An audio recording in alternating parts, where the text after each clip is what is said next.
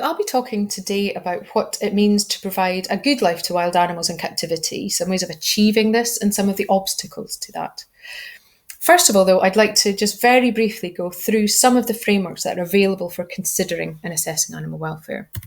Now, I'm sure you're all familiar with the five freedoms, which were developed in the 1960s, specifically for considering farm animal welfare, but they've been widely referenced and have influenced legislation, policy, and codes of practice around the world. And these, in fact, have fed into legislation within the UK. So within our own Animal Welfare Acts, they've been incorporated as five welfare needs. And there's been a move away from freedom from certain aspects towards an emphasis on ensuring a duty to ensure an animal's need is met and placing a responsibility on those who care for animals to meet those needs. And a recent framework that I think is useful for considering welfare is David Mellor's five domains model. And it's already being used within the zoo industry, for example, being incorporated into WASA's animal welfare strategy. And I'll give a very brief introduction to this just to introduce the concept. So when it comes to looking at the top level, we've got the physical or the functional domains. These can simplistically be thought of as the inputs, such as the diet you provide an animal, the environment, the physical health of the animal. And these determine how an animal feels, its experiences. And these can be negative experiences like pain, fear, distress, as well as positive experiences like feelings of reward, calmness, playfulness. And these feelings determine the welfare status of an individual animal. And that can range from very good to very poor welfare.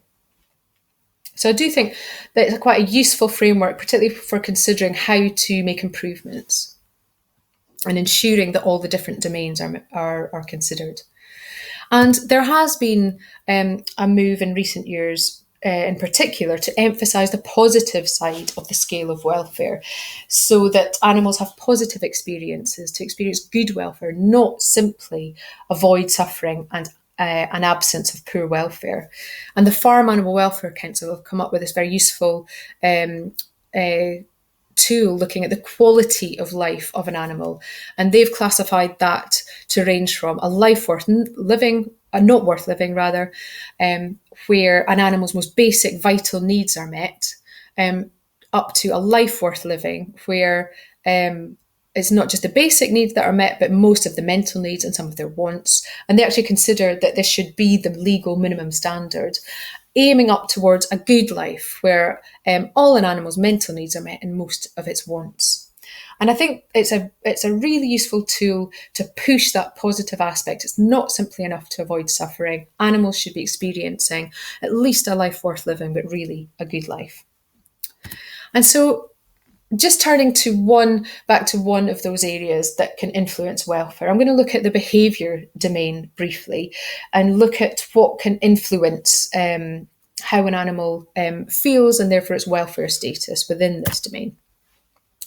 Now, to encourage positive welfare, there's several factors that need to be looked at: avoiding behavioural restriction, encouraging behavioural expression, providing effective enrichment regimes to this end, and providing animals with as much choice and control over their experiences as possible is increasingly important. And looking at behavioural restriction, what I mean by that is when animals are in captivity, they aren't able to perform behaviours that they would in a more natural setting. Now, we wouldn't want to recreate all of those behaviours, such as the feelings of a prey being chased by a predator. But there are some highly motivated behaviours that when an animal is placed in captivity and can't perform that, will cause welfare problems. And we consider those behavioural needs. And we can see that, for example, in signs of frustration, such as animals trying to escape enclosures, displacement behaviours that can develop into stereotypic behaviours like briefly grooming or preening or self-touching, as well as enhanced aggression or extreme aggression. Now, Preference testing has given us valuable clues as to the types of behaviours that animals are very motivated to perform by looking at how high a price an animal is willing to pay to perform those behaviours. So, for example, in the mink pictured here, experiments have shown that they will pay a high price in order to perform swimming in a water bath, and that depriving of that leads to behavioural problems and signs of frustration. Now, we don't know if mink miss a bath if they've never experienced it, but from those experiments, it's very clear that they find swimming in water highly rewarding, and that so it would be an extremely good idea to provide that in captivity. Now, experiments that have primarily been done on domestic species have found that other behavioural needs include nest building in sows and hens, or digging in gerbils and sucking in calves. But what's interesting is that it's not necessarily the behaviour itself, it might be the end point that's the most important. So, for example, experiments in gerbils have found that if you provide them with an opaque tunnel ending in a chamber, it all but ends stereotypic digging, suggesting that it's the end point that's important, not the digging. Conversely, in calves, it very much seems to be the suckling behaviour, and it's not sufficient to provide milk in a bucket. If you provide them with the ability to suckle, it avoids the development of stereotypic behaviours. It results in a feeling of calm, a reduced heart rate, and other positive welfare measures.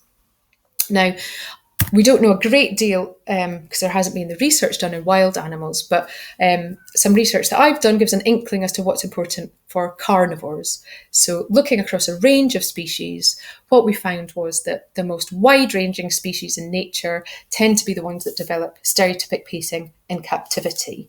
Now, what that suggests is that there's behaviours are deprived in captivity related to ranging that lead to abnormal behaviours. Now, what we don't know if it's just walking and travelling per se, or if there's other aspects like having multiple denning sites, having diverse habitat to explore that's important. But it does give an inkling as to it's important to recreate as many aspects of that wide-ranging nature as possible in captivity. Similarly, a similar approach in primates in zoos has shown the same relationship between wide-ranging and stereotypic pacing in primates. But interestingly, the species with the largest groups show the most hair plucking in captivity, suggesting there's a link between these, and that providing a good social system as well as trying to recreate aspects of the range, of a wide range, can help promote positive welfare. Now, in many cases, we don't know exactly what aspect or what behaviour is important. So looking at the environment in which an animal has evolved and trying to recreate what appears to be the most important aspects of those is one way to go, via enrichment, providing good husbandry, and trying to promote as much behavioural opportunities as possible. Now, there will be restrictions placed, particularly with rescue centres, as to the potential of an individual to achieve a good life. So, for example, animals coming in physically damaged may physically not be able to perform particular behaviours like flying in this bird. We don't know if flying is a behavioural need, but I would say it's likely to be. And depriving an animal of that behaviour may mean that it can never reach a good life, or perhaps even a life worth living. Similarly, psychological damage sustained from a highly deprived upbringing, being removed too early from the mother, may lead to lifelong changes, which may limit the ability for the animal to move up that scale of welfare. And lastly, on a very practical level, the capacity of that rescue centre is limited.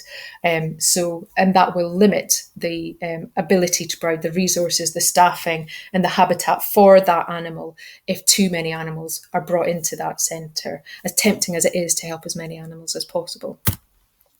And when it comes to making these kind of decisions, it could be possible to look at ethical framework for decision making to help construct a framework to make those difficult decisions and maximise the welfare and push animals towards that life worth living and a good life. And part of that may be, unfortunately, putting animals to sleep to avoid exceeding capacity. But that is one thing that can be considered in a decision-making ethical framework that could be considered for your facility.